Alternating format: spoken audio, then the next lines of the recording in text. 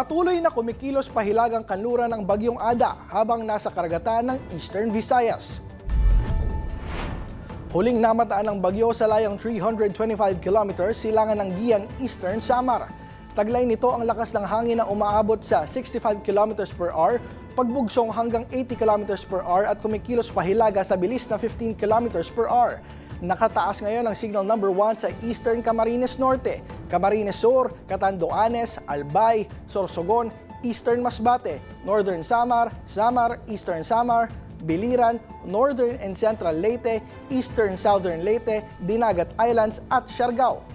Posibleng dumaan ang bagyo malapit sa Eastern at Northern Samar bukas at sa Catanduanes naman mula Sabado ng gabi hanggang Linggo, January 18. Pagsapit ng Linggo ng gabi, inaasahang kikilos ito patungo sa silangan ng Bicol habang patuloy na humihina.